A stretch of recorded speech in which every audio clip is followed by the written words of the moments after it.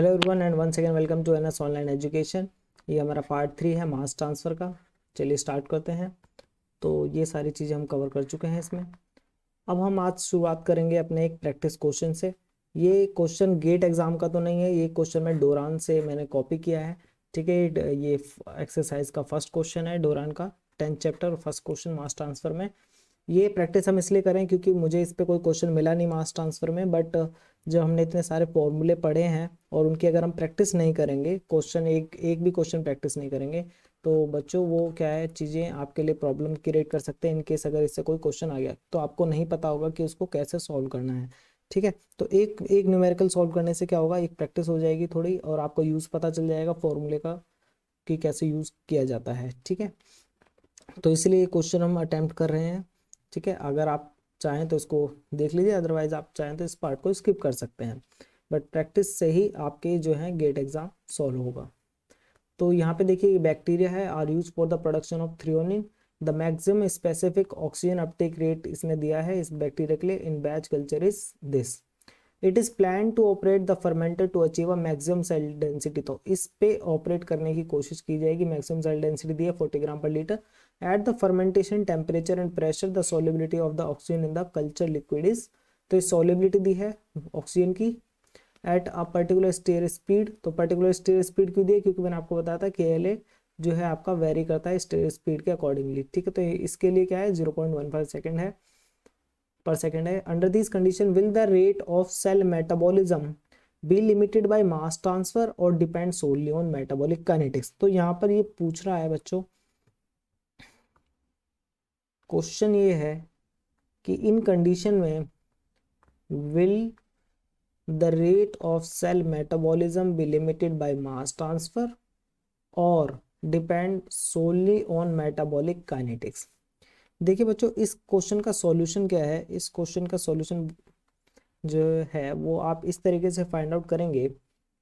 ये पूछना चाह रहा है कि रेट ऑफ सेल मेटाबॉलिज्म को कौन लिमिट करेगा, मास ट्रांसफर से लिमिट होगा या फिर ये सिर्फ और सिर्फ मेटाबॉलिक काइनेटिक्स पे डिपेंड करेगा। ठीक है, इसको सॉल्व करने के लिए हमें ये फाइंड आउट करना पड़ेगा कि पहले हमें ये फाइंड आउट करना पड़ेगा ऑक्सीजन अपटेक रेट कितना है। ऑक्सीजन अपटेक रेट कितना होगा, ऑक्सीजन अपटेक रेट कितना होगा किसके लिए, इस मैक्सिमम सेल डेंसिटी के लिए ऑक्सीजन अपटेक रेट कितना होगा, यानी कि इसको कितनी ऑक्सीजन की रिक्वायरमेंट है, ये हमें फाइंड आउट करना पड़ेगा कि ऑक्सीजन की रिक्वायरमेंट कितनी है।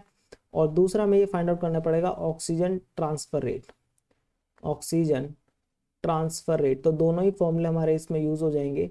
तो एक तो हमें फाइंड आउट करना पड़ेगा ऑक्सीजन अपटेक रेट, एक हमें फाइंड आउट करने का ऑक्सीजन ट्रांसफर रेट। ऐसा क्यों कर रहे हैं, क्योंकि हम यहाँ पर तो फाइंड आउट कर रहे हैं कि रिक्वायरमेंट कितनी है ऑक्सीजन की, रिक्वायरमेंट ऑफ ऑक्सीजन, और यहाँ से बच्चों हमें पता चलेगा कि अवेलेबिलिटी ऑफ ऑक्सीजन कितनी है, अवेलेबिलिटी ऑफ ऑक्सीजन।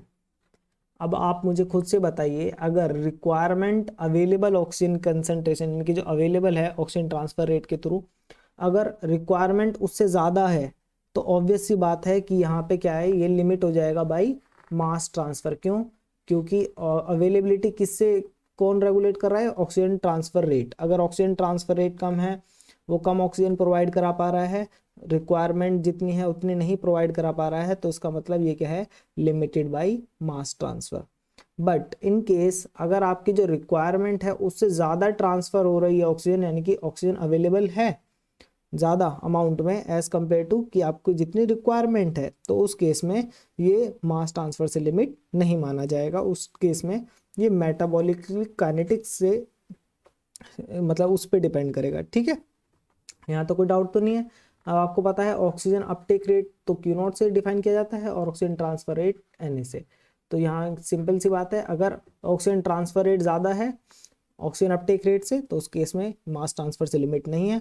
बट अगर अपटेक रेट ज़्यादा है और ट्रांसफर रेट कम है तो ऑक्सीजन की कमी होगी। ठीक है, कोई डाउट तो नहीं है, यहाँ तक क्लियर हो गया होगा। और सबसे पहले किसी भी क्वेश्चन में क्या करते हैं हम लोग, सबसे पहला हमें क्या फाइंड आउट करना चाहिए, गिवन। सबसे पहले हमें गिवन लिखना चाहिए, तो हम सबसे पहले गिवन लिखेंगे। तो देखिए क्या क्या चीज़ें हमें प्रोवाइड की गई हैं, उनको एक बार देख लेते हैं। तो हमें सबसे पहले दिया है स्पेसिफिक मैक्सिमम, स्पेसिफिक मैक्सिमम क्यों बोला है, मैक्सिमम इसलिए बोला है बच्चों क्योंकि ये चेंज होता है अगर आपका सी क्रिटिकल से कम है आपका डिजोल्व ऑक्सीजन कंसंट्रेशन।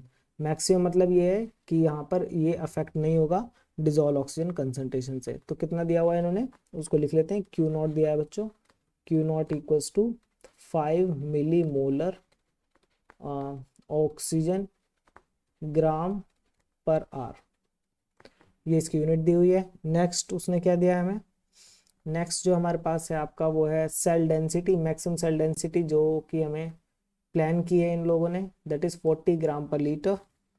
तो आपको पता है एक्स मैक्स से रिप्रेजेंट करेंगे इसको, एक्स मैक्स कितना है 40 ग्राम पर लीटर। और क्या चीज़ें गिवन है, और इसके अलावा सॉल्युबिलिटी ऑफ ऑक्सीजन दी हुई है यहाँ पर, ठीक है, कितनी दी हुई है, ये सारी चीज़ आपको प्रोवाइड करेगा मतलब। तो सॉल्युबिलिटी को किससे, CaL स्टार, याद रखिए आपको, आपको बताया था ये क्या है, सॉल्युबिलिटी है ऑक्सीजन की, उसका सिंबल। आपको ये इसलिए न्यूमेरिकल कराया ताकि आपको पता हो कि क्वेश्चन में क्या चीज़ें किस तरीके से गिवन होंगी और आपको किस तरीके से पुट करनी है फॉर्मूले में वैल्यू। KLa भी गिवन है बच्चों, इसको भी नोट डाउन कर लीजिए। ये वीडियो भी थोड़ा बड़ा हो सकता है तो इसलिए आप इसको 1.5x उससे ज़्यादा की स्पीड पे देखिएगा। अगर आपको लगता है कि ये आपके लिए इतना इम्पोर्टेंट नहीं है, अगर गेट में क्वेश्चन नहीं आया ऐसे, तो आप चाहें तो इस पार्ट को स्किप कर सकते हैं। तो ये second 0.15 second, is that clear यहाँ तक, ठीक है। तो देखिए सबसे दोनों चीज़ें हमें फाइंड आउट करनी है। तो हमें पता है ऑक्सीजन अपटेक रेट का फॉर्मूला क्या होता है, Q naught equals to specific oxygen uptake rate into x, ठीक है। और ये आपको पता है Na इक्वल्स टू होता है, Na है आपका KLa ब्रैकेट में CaL स्टार माइनस CaL। अब एक देखिए यहाँ पे इन्होंने क्या है CaL नहीं दिया है, इसलिए नहीं दिया है इन्होंने CaL बिकॉज इन्होंने बात की है मैक्सिमम सेल डेंसिटी की। तो मैक्सिमम सेल डेंसिटी मीन्स कि वो ये जो ऑक्सीजन ट्रांसफर रेट है वो मैक्सिमम कितना, हमें ये फाइंड आउट करना पड़ेगा कि मैक्सिमम कितना सपोर्ट कर सकता है बायोमास। तो मैक्सिमम सपोर्ट कितना कर सकता है, जब ये CL क्या हो 0 हो, यानी कि ड्राइविंग फोर्स क्या हो मैक्सिमम हो, तो उसके लिए क्या होना चाहिए 0 होना चाहिए। ये मैंने आपको लास्ट वीडियो में बताया था, ठीक है। तो यानी कि हमारा सिर्फ क्या बचा KLa इंटू CL, KLa भी गिवन है और CLa भी गिवन है, ठीक है। तो सारी चीज़ें गिवन है, बट यहाँ पर बच्चों एक प्रॉब्लम जो यहाँ पे दिख रही है मुझे, वो ये है कि सबकी यूनिट अलग अलग है। तो हमें सबसे पहले सबको सेम यूनिट में कन्वर्ट करना पड़ेगा, उसी के बाद हम इनको यूज़ कर सकते हैं। क्यों, क्योंकि एट द एंड हमें इन दोनों का कंपेरिजन करना है, तो यूनिट सेम होनी चाहिए। तो देखिए यहाँ पर टाइम सेकेंड में है, यहाँ पर टाइम आवर में है, तो इसको सेकेंड में कन्वर्ट कर लेंगे या इसको आर में कन्वर्ट कर लीजिए, वो आपकी चॉइस है। आप बस सेम यूनिट में ले आइए सबको। यहाँ पर देखिए लीटर है वॉल्यूम, यहाँ पे मीटर पर क्यूब, ओ सॉरी मीटर क्यूब है, और यहाँ पर ग्राम है, ये किलोग्राम है, ये भी ग्राम है। तो हमें क्या करना पड़ेगा, इन सबको इक्वल करना पड़ेगा। तो जहाँ पर सबसे कम कन्वर्जन करना पड़े उसको यूज़ किया जाता है। तो सबसे पहले हम किसको कन्वर्ट, देखिए क्यू नॉट में तो ये तो और भी ज़्यादा कन्वर्ट करना पड़ेगा क्योंकि यहाँ पे मिलीमोल ऑक्सीजन दी है। तो सबसे पहले इसी को ही कर लेते हैं, थोड़ा टफ भी है ये वाला। कौन सा कलर यूज़ करें, चलिए तो यहाँ पे लिखते हैं क्यू नॉट, पहले इसको कन्वर्ट करते हैं। कितना दिया हुआ बच्चों 5 मिली मोल। कन्वर्ट करते टाइम क्या करिए, जिसके ऊपर भी पावर है उसको नीचे लिखिए ताकि उसकी पावर ना रहे। जैसे -1 है तो -1 हटाना है तो उसको नीचे लिखिए, ठीक है। अब हमें क्या करना है, सबसे पहले मिली मोल ऑक्सीजन हटाना है, तो मिली हटाएंगे सबसे पहले। तो मिली हटाने से क्या होगा, यहीं पे एक ही बार में अगर हमें लिखना है सब कुछ, तो देखिए जिस चीज़ को भी कन्वर्ट करना हो उसको नीचे लिखो, ये मतलब उसके अपोजिट साइड लिखो। तो हमें किसे कन्वर्ट करना है, हमें मिली मोल ऑक्सीजन को कन्वर्ट चेंज करना है, तो उसको हम नीचे लिखेंगे, क्या लिखेंगे 1 मिली मोल O2। अब आपको पता है आपको क्या हटाना है, मिली हटाना है, तो मिली हटाएंगे तो क्या आएगा 10 की पावर -3, और ये बच्चे ग्राम आएगा यहाँ पे, क्योंकि ये मिलीग्राम था, ये जो था ना मिली मोल, ये एक्चुअली मिलीग्राम मोल था, और वहाँ पे उन्होंने जी शो नहीं करते हैं, तो ये मिलीग्राम मोल था। अब ये क्या हो गया है 10 मिली जब हटाया तो 10 की पावर -3 हो गया है, अभी भी चेंज नहीं हुआ। अब ये किस में है, ग्राम मोल ऑक्सीजन। अब ध्यान से समझिए, यहाँ पर अब इसको भी हटाना है। इसको हटाने के लिए हम क्या करेंगे, इसको हटाने के लिए हमें फिर से इसको नीचे लिखना पड़ेगा, क्योंकि मैंने आपको बताया जिसको भी हटाना है उसको नीचे लिखिए। तो ये लिख दिया मैंने वहाँ पे 1 ग्राम मोल। अब हमें पता करना है 1 ग्राम मोल ऑक्सीजन में कितने ग्राम होता है। तो देखिए मैं आपको बताता हूँ इसका मीनिंग क्या है। 1 ग्राम मोल ऑक्सीजन का मीनिंग ये है, जो मैंने आपको पहले भी वीडियो में बताया है, ये पूछ रहा है कि 1 मोल ऑक्सीजन का कितना वेट है, ये वो कह रहा है आपसे। ठीक है, 1 मोल ऑक्सीजन का वेट कितना होगा।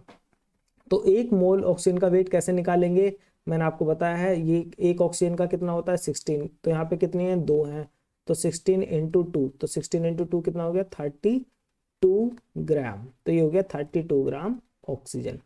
आया आपको समझ में ग्राम मोल का मीनिंग क्या है। ग्राम मोल का मीनिंग है, मैं यहाँ पे लिख देता हूँ, यहाँ पे ग्राम मोल का मीनिंग है कि 1 मोल ऑक्सीजन का वेट कितना है। 1 मोल ऑक्सीजन का वेट पूछ रहा है, वेट पूछ रहा है, वो भी ग्राम में। ठीक है, तो ये आपको एक तरीके से ग्राम मोल ऑक्सीजन लिख दिया है इन्होंने। 1 ग्राम मोल ऑक्सीजन का मीनिंग क्या है 32 ग्राम ऑक्सीजन, ये है इसका मीनिंग। ठीक है, 1 ग्राम मोल ऑक्सीजन का मीनिंग क्या है 32 ग्राम ऑक्सीजन। ठीक है, क्योंकि अब इन्होंने 1 मोल ऑक्सीजन क्यों नहीं लिखा। 1 मोल ऑक्सीजन क्या है, मोल का मीनिंग होता है नंबर, मोल का मीनिंग क्या होता है नंबर, लेकिन हमें तो यहाँ पे वेट रखना है ना। तो वेट कैसे लिखेंगे, तो इसको 1 ग्राम मोल लिख दिया, 32 ग्राम ना लिख करके क्या लिख दिया 1 ग्राम मोल। अब ये जो ग्राम मोल है ये वेट की यूनिट है, ना कि नंबर। मोल तो सिर्फ नंबर रिप्रेजेंट करता है। तो एक्चुअली ये यहाँ पर ये है कि 1 मोल ऑक्सीजन का वेट ग्राम में कितना है, तो 1 ग्राम मोल ऑक्सीजन उसको लिखा है इन्होंने, और that is equal to 32 gram oxygen. Is that clear, कोई डाउट तो नहीं है यहाँ पे। तो ये यहाँ पर हम लिखेंगे 32 gram oxygen. Is that clear, यहाँ तक कोई डाउट तो नहीं है। और अब ये हमारा ग्राम में आ गया है, अब इसको फर्दर हमें चेंज करने की जरूरत नहीं है। ग्राम ऑक्सीजन मतलब इतने ग्राम ऑक्सीजन है, तो ग्राम ही है वो यूनिट। और यहाँ पे भी ऑक्सीजन लिखने की जरूरत नहीं थी, बट वो मैं इसलिए लिख रहा था ताकि आपको पता चले कि किसका हम फाइंड आउट करने वाले हैं 32 ग्राम, इसलिए मैं मेंशन करता चला गया इसको। अब बात करते हैं कि और एक और चीज़ रह गई हमारे पास, ये आर को इसको सेकंड में कर लेते हैं। तो देखिए इसको, ये नीचे है तो इसको कहाँ लिखना पड़ेगा, ऊपर लिखना पड़ेगा। और इसको कन्वर्ट किस में करेंगे, सेकंड में, क्योंकि ये बाकी की यूनिट सेकंड में है, तो इसको सेकंड में कर लेते हैं। तो 1 आर में कितने होते हैं बच्चों सेकंड, 3600 सेकंड। तो जिसको भी चेंज करना है उसके अपोजिट में उसको लिख दो 1 के साथ, 1 लिख करके उसके अपोजिट में लिख दो। अब देखो यूनिट कैंसिल करेंगे, इससे ये कैंसिल होगी, ग्राम मोल से ये ग्राम मोल कैंसिल हो गया, इस ग्राम से ये वाला ग्राम कैंसिल हो गया, इस आर से ये वाला आर कैंसिल हो गया। तो इसका मतलब यूनिट क्या आएगी, इसकी यूनिट आएगी पर सेकंड। ठीक है, और आपको पता ही है स्पेसिफिक जो ऑक्सीजन स्पेसिफिक रेट कांस्टेंट जो होता है आपका, उसकी यूनिट हमेशा पर सेकंड ही होती है। तो इसकी यूनिट हमने कन्वर्ट करके पर सेकंड ले आए। अब मैं कैल्सी का यूज करके फाइंड आउट कर लेता हूँ कि आखिर इसका आंसर क्या बनेगा। 5 इंटू 32, 5 इंटू 32 इज 160 आ गया, 160 इंटू 10 की पावर -3, 0.16 आ गया, देन डिवाइडेड बाई 3600, तो ये आ गया 4.4। दिस इज 4.44 इंटू 10 की पावर -5 पर सेकेंड। आप चाहें तो इसे आवर में भी रहने दे सकते हैं, चाहे एक काम कर लेते हैं, इसको आर में रहने दें क्या, चलिए इसको आर में रहने देते हैं, फिर हमें लेकिन इसको भी कन्वर्ट, किसी एक को तो कन्वर्ट करना ही पड़ेगा, चाहे के को करो चाहे इसे करो। तो चलो अब हमने इसको कर लिया, तो अब रहने देते हैं इसको। ठीक है, तो 5 इंटू 32 हमने किया, इंटू किया 10 की पावर -3, ये ठीक है। मैं एक बार चेक कर रहा हूँ कि मैंने मल्टीप्लीकेशन कैलसी में ठीक है या नहीं है, डिवाइड बाई 3600, ठीक है। तो ये आपका आंसर आ गया पर सेकेंड में। यहाँ तक अब आपको कोई डाउट नहीं होना चाहिए। देखिए कैलकुलेशन में हो सकता है कि कभी कभी मिस्टेक हो जाए, बट जो आपका मेथड है उसमें, वो उसके लिए मैं 100% गारंटी लेता हूँ कि वो मेथड में कोई चेंज नहीं होगा। कैलकुलेशन में कभी कभी मिस्टेक हो जाती है गलती से। ठीक है, तो ये आ गया आपका क्यू नॉट। और क्या चेंज करना है हमें, ये भी चेंज करना पड़ेगा, क्या नाम है CAL। तो क्योंकि ये मीटर क्यूब है, इसको लीटर में कर लेते हैं, और किलोग्राम को किस में करना पड़ेगा, ग्राम में करना पड़ेगा। तो किलोग्राम डिवाइडेड बाई क्या था यहाँ पे, मीटर क्यूब था। अब जैसे कि मैंने आपको बताया, जो भी आपका जिसको भी चेंज करना हो उसको कहाँ पे लिखते हैं हमेशा, अपोजिट साइड। कहाँ पे लिखते हैं बच्चों, अपोजिट साइड लिखते हैं। तो देखिए मीटर क्यूब को अपोजिट साइड लिखूंगा, और मीटर क्यूब को किस में कन्वर्ट करना है, लीटर में। तो आपको ये याद करना पड़ेगा कि 1 metre cube is equals to 1000 litre. 1 metre cube में बच्चों 1000 लीटर होते हैं, और 1 सेंटीमीटर क्यूब में 1 ml होता है। ठीक है, 1 ml। तो ये आपको याद करना पड़ेगा। तो यहाँ पे आ गया आपका 10⁻³ लीटर्स। ठीक है, अब किलोग्राम को भी करेंगे तो किलोग्राम को अपोजिट साइड लिखेंगे, तो यहाँ पे आएगा किलोग्राम। और 1 किलोग्राम में कितने ग्राम होते हैं बच्चों, 1000 ग्राम होते हैं, 1000 ग्राम।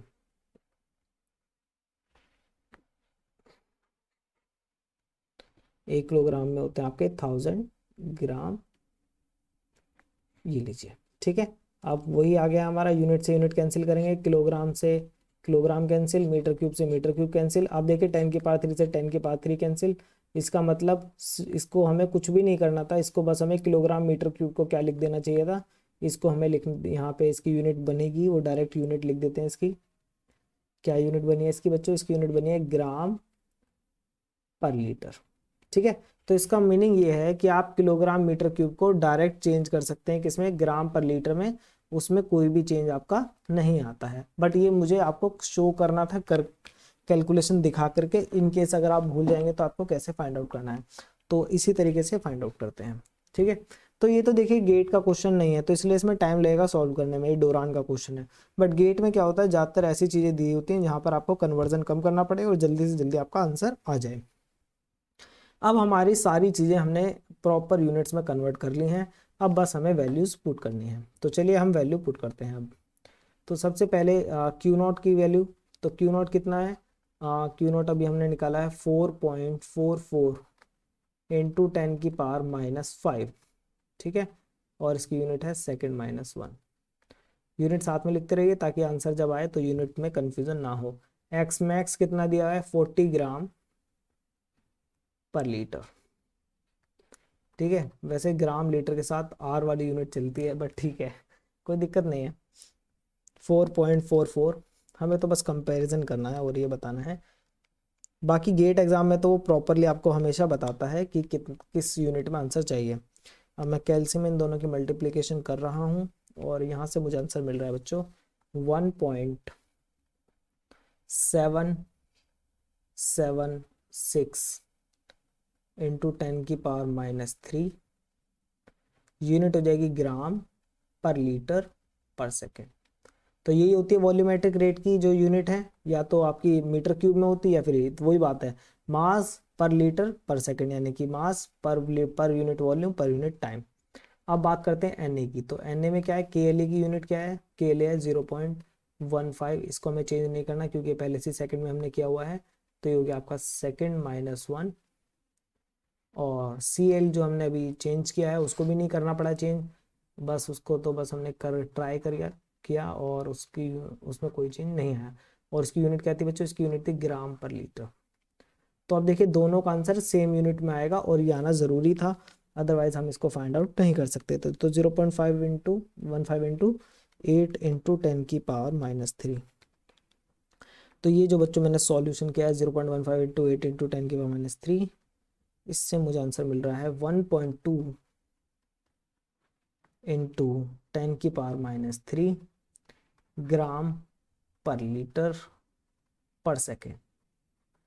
ठीक है, तो ये आ गया बच्चों आपका एन ए भी आ गया। तो हमारे हमें दोनों जो चीज़ें फाइंड आउट करनी थी इस क्वेश्चन के लिए, वो दोनों चीज़ें हमारी आ चुकी हैं हमारे पास। ठीक है, स्पीड आपने इंक्रीज़ की होगी वीडियो की, क्योंकि मुझे न्यूमेरिकल सॉल्व करते हुए मुझे थोड़ा टाइम लगता है एक्सप्लेन करने में, ताकि कोई चीज़ आपके लिए रह ना जाए। तो ये लीजिए क्यू नॉट, ये आपका ये आया, और ये आपका एन आया। तो हमने हमने क्या स्ट्रेटेजी बनाई थी, हमारा स्ट्रेटेजी ये था इस क्वेश्चन को सॉल्व करने का, कि हमें ये देखना है कि oxygen uptake rate oxygen transfer rate से कम तो नहीं है। अगर ऑक्सीजन अपटेक रेट कम है तो ये मास ट्रांसफर पे डिपेंड नहीं करता है, और अगर ज़्यादा है तो ये करता है। तो देखिए हमारा कितना है, ये 10⁻³ ठीक है, और यूनिट भी ठीक है हमारी। आप देख सकते हैं दोनों की, सॉरी ये हम कहाँ गए, या यस, तो देख सकते हैं ये भी ग्राम पर लीटर पर सेकंड है, ये भी ग्राम पर लीटर पर सेकंड है। इसका मतलब हम दोनों को कंपेयर कर सकते हैं, दोनों रेट को कंपेयर कर सकते हैं। यहाँ पे भी 10⁻³ यहाँ पे भी 10⁻³ है, बट ये है 1.776 और ये है 1.2, यानी कि ये बड़ी वैल्यू है और ये छोटी वैल्यू है। और आपको पता है इसका मतलब क्या है, ऑक्सीजन अपटेक रेट क्या है, ज़्यादा, यानी कि हमें ज़्यादा ऑक्सीजन की रिक्वायरमेंट है। ऑक्सीजन अपटेक रेट क्या है, रिक्वायरमेंट ऑफ ऑक्सीजन बता रहा है, तो रिक्वायरमेंट ऑफ ऑक्सीजन क्या है बच्चों, ज़्यादा है एज कंपेयर टू जो मास ट्रांसफर रेट है।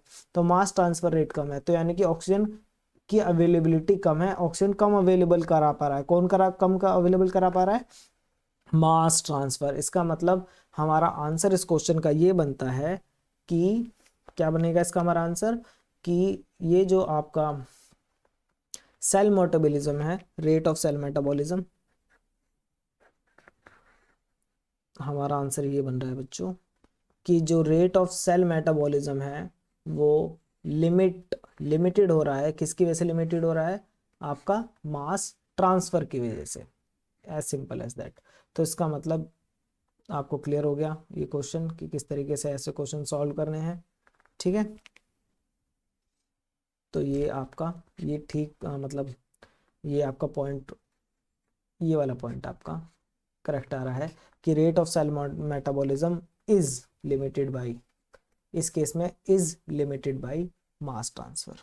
ठीक है, कोई प्रॉब्लम तो नहीं है, यहाँ तक क्लियर हो गया कि क्यों लिमिटेड है, क्योंकि आपका ये वाला जो है इसकी रिक्वायरमेंट ज़्यादा है ऑक्सीजन की, बट जो प्रोवाइड किया जा रहा है वो कम है। ठीक है, तो इस तरीके से आपने दोनों फॉर्मूलों का यूज़ यहाँ पे पढ़ा है। अब बात करते हैं जिसके लिए वीडियो बनाया है, that is measurement of KLa। तो KLa का मेजरमेंट अपने आप में एक इम्पॉर्टेंट टॉपिक है। देखिए KLa, मैंने स्टार्टिंग वाली जो वीडियो थी उसमें आपको बताया था कि KLa को मेजर करना डिफिकल्ट है। ठीक है, बट इसके कुछ मेथड है, मतलब KL और A को अलग अलग आप जो है अलग अलग मेजर नहीं करते, दोनों को क्या करते हैं, कंबाइंडली मेजर करते हैं, और इन दोनों को कॉम्बिनेशन को क्या बोलते हैं, मास ट्रांसफर कोफिशिएंट बोलते हैं। ठीक है, तो इसके 3 मेथड है। फर्स्ट मेथड जो है इसमें वो है oxygen balance method. Oxygen balance method सबसे इजी मेथड है, इसमें ज़्यादा प्रॉब्लम नहीं होती है, और इसको ड्यूरिंग ऑपरेशन भी यूज़ किया जा सकता है। किस टाइम पे, ड्यूरिंग ऑपरेशन, यानी कि जब आपका बैच प्रोसेस चल रहा है तो उस टाइम पर भी इसको मॉनिटर किया जा सकता है कि उस टाइम पे KLa की वैल्यू क्या है। ठीक है, तो देखते हैं क्या है, कैसे फाइंड आउट करते हैं। To determine KLa, the oxygen content of the gas stream flowing to and from the fermenter are measured. तो ये बहुत सिंपल वाला है। इसमें क्या किया जाता है, मैं आपको बता देता हूँ कि किस तरीके से इसमें किया जाता है। एक डायग्राम बना करके और एक वाइट शीट ले लेते हैं। तो देखिए होता क्या है, ये आपका मान लीजिए एक बैच रिएक्टर है, और इस बैच रिएक्टर में आप क्या है, यहाँ पर आपका स्टेयर वगैरह जो भी है उससे कोई फर्क नहीं पड़ता है। यहाँ पर आपने एक स्पाइजर वगैरह भी लगाया जिससे आपका F गैस प्रोवाइड कर रहे हैं। F गैस क्या है, वॉल्यूमेट्रिक गैस फ्लो रेट। क्या है ये, वॉल्यूमेट्रिक गैस फ्लो रेट, की आपका गैस कितने का फ्लो रेट क्या है जो भी आपके अंदर जा रही है। अब आपको पता होगा कि ये जो गैस आपके अंदर जा रही है, ये गैस के, ठीक है, ये मिक्सिंग विक्सिंग होगी ये सब कुछ, और धीरे धीरे क्या है, अपवर्ड कहाँ मूव करेगी बच्चों, ऊपर की तरफ मूव करेंगे गैस बबल्स। और अल्टीमेटली यहाँ पर क्या है, आपको एक एग्जॉस्ट प्रोवाइड करना पड़ेगा। क्या प्रोवाइड करना पड़ेगा, एग्जॉस्ट। तो ये इस तरीके से कर्व होगा, और यहाँ पर आपने एक एग्जॉस्ट भी प्रोवाइड किया होगा। तो ये तो आपका इनलेट है। ठीक है, ये क्या है, आपका गैस इनलेट। इस यहाँ से गैस इन है, और यहाँ से बच्चों क्या है, ये गैस आउट।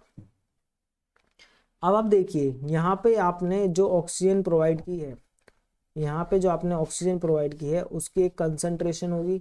ठीक है, क्या होगी, कंसंट्रेशन होगी। तो मान लीजिए ये क्या है, गैस ऑक्सीजन कंसंट्रेशन जो अंदर गई है, और यहाँ पर जो ऑक्सीजन कंसंट्रेशन बाहर आ रही है, एक ये होगी। ठीक है, तो इसको बोल देते हैं कि ये सी आउट है, और इसको बोल देते हैं कि ये सी इन है, यानी कि कंसंट्रेशन ऑक्सीजन की जो इनसाइड जो गई थी रिएक्टर में, और ये जो बाहर आई है। ठीक है, तो हमें फाइंड आउट क्या करना है बच्चों, हमें तो ये फाइंड आउट करना है कि कितना मास ट्रांसफर हुआ है, कितना कितना मास ट्रांसफर हुआ है, यानी कि हमें फाइंड आउट करना है Na। Mass transfer rate find out करना है हमें, मास ट्रांसफर रेट। तो मास ट्रांसफर रेट हम इसकी हेल्प से निकाल सकते हैं, किसकी हेल्प से, जो सी आउट और जो सी इन के बीच का जो डिफरेंस है तो वो कंज्यूम हो गया होगा। ऑब्वियस सी बात है कि आपने जो सी इन माइनस सी आउट, सी इन ज्यादा है ना कंसंट्रेशन, हाँ, तो जो सी इन है उसमें जो ऑक्सीजन की कंसंट्रेशन है और ये जो सी आउट है उसमें जो ऑक्सीजन की जो कंसंट्रेशन है उनमें क्या होगा, ऑक्सीजन कम होगी। यहाँ पर क्या होगी, सी आउट की कंसंट्रेशन कम होगी एज कम्पेयर टू सी इन, यहाँ पे ऑक्सीजन की कंसंट्रेशन ज़्यादा होगी। और इन दोनों का जो डिफरेंस है बच्चों, इन दोनों का जो डिफरेंस है वो क्या हो गया होगा, यूटिलाइज हो गया होगा, मतलब वो क्या हो गया, उसका मास ट्रांसफर हो गया, वो मास ट्रांसफर हुआ है रिएक्टर के अंदर, मतलब ब्रॉथ में, लिक्विड में, और जिसको किसने कंज्यूम कर लिया होगा, जिसको सेल्स ने कंज्यूम कर लिया होगा। ठीक है, तो इस डिफरेंस से हम फाइंड आउट कर सकते हैं कि इन दोनों की जो कंसंट्रेशन का डिफरेंस है ऑक्सीजन के लेवल में, उससे हम फाइंड आउट कर सकते हैं। ठीक है, तो यहाँ पर इसी टेक्निक का यूज किया गया है कि गैस स्ट्रीम फ्लोइंग टू, यानी कि जो अंदर जा रही है, and from the fermenter are measured, तो उनके ऑक्सीजन कंटेंट कितना था और उन दोनों का जो डिफरेंस था उससे हम क्या फाइंड आउट कर सकते हैं, मास ट्रांसफर रेट क्या है, वॉल्यूमेट्रिक मास ट्रांसफर रेट यानी कि NA, ये हमें फाइंड आउट करना है। Is that clear. तो बच्चों ये एक फॉर्मूला है, तो यहाँ पर ये क्या है, ये आपका इन है और ये आपका आउट है। ठीक है, तो ये बता रहा है कि कितना ऑक्सीजन का कंटेंट इन और ये बता रहा है कितना ऑक्सीजन का कंटेंट आउट। ठीक है, अब एक तरीके से यूनिट से आपको बता देते हैं इन सब चीज़ों को। इसकी यूनिट होती है ग्राम पर लीटर पर सेकेंड, तो ये आपका वॉल्यूमेट्रिक रेट है। ठीक है, बात करें वॉल्यूम की तो वॉल्यूम होगा यहाँ पर लीटर में, तो ये पर लीटर हो गई। इस पूरे की बात करें तो इस पूरे की क्या हो गई, पर लीटर हो गई। और यहाँ पे बात करते हैं, ये है कंसंट्रेशन। कंसंट्रेशन की यूनिट क्या होती है, कंसंट्रेशन की यूनिट होती है आपकी ग्राम पर लीटर, तो यहाँ पर भी क्या होगी, ग्राम पर लीटर।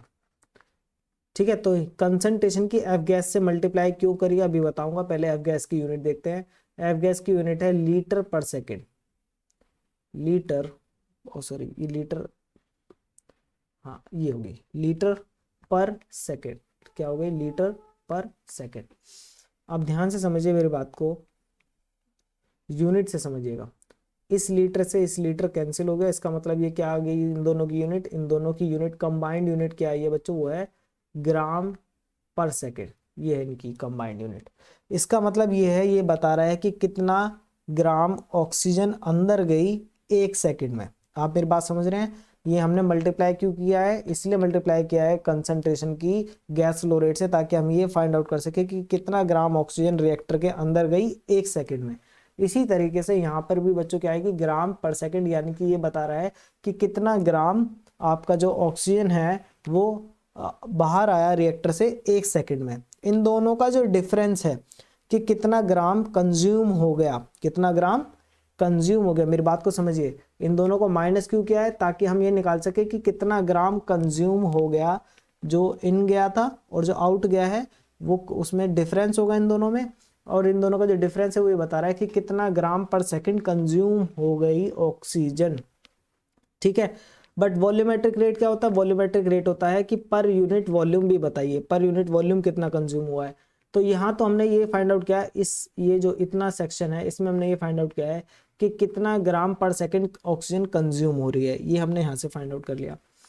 अब इसको अगर हम टोटल बैच के वॉल्यूम से डिवाइड कर दें, किससे, जो बैच रिएक्टर का वॉल्यूम है उससे डिवाइड कर दें, तो हमें ये पता चल जाएगा कि पर लीटर कितना कंज्यूम हुआ। अभी तक तो हमने ये जो निकाला ये तो पूरे वॉल्यूम के लिए था कि जो आपका टोटल वॉल्यूम है वो कितना कंज्यूम कर रहा है पर ग्राम, सॉरी कितना ग्राम पर सेकंड कंज्यूम हो रहा है टोटल बैच रिएक्टर, ये टोटल वॉल्यूम कितना कंज्यूम कर रहा है। बट अगर आप निकालना चाहते हैं कि पर यूनिट वॉल्यूम कितना कंज्यूम कर रहा है, तो वो टोटल वॉल्यूम से डिवाइड कर दो, तो यहाँ पर आपका क्या आ जाएगा, ऑक्सीजन ट्रांसफर रेट आपको यहाँ पे मिल जाएगा कि कितना ऑक्सीजन ट्रांसफर हुआ है। ठीक है, इससे अच्छे तरीके से इस चीज़ को एक्सप्लेन नहीं किया जा सकता कि इनका मीनिंग क्या है। इंपॉर्टेंट चीज़ ये है कि इनकी यूनिट क्या है, यूनिट बहुत इंपॉर्टेंट है बच्चों, यूनिट से नहीं समझोगे तो चीज़ें कभी समझ में नहीं आएंगी। अब यहाँ पर आते हैं, ठीक है, ये इसका एक और फॉर्मूला है। ये फॉर्मूला इसमें क्या है, क्योंकि ऑक्सीजन की कंसंट्रेशन से ज़्यादा क्या है, पार्शियल प्रेशर मेजर करना इजी होता है, तो यहाँ पर ये पार्शियल प्रेशर है। एफ गैस तो एज इट इज़ आ गया है।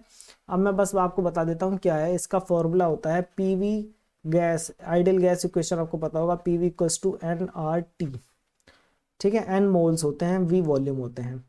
तो इसको इसी फॉर्मूले से क्या है, ये फॉर्मूला बनाया गया है। कैसे निकाला गया है फॉर्मूला, मैं आपको बता देता हूँ।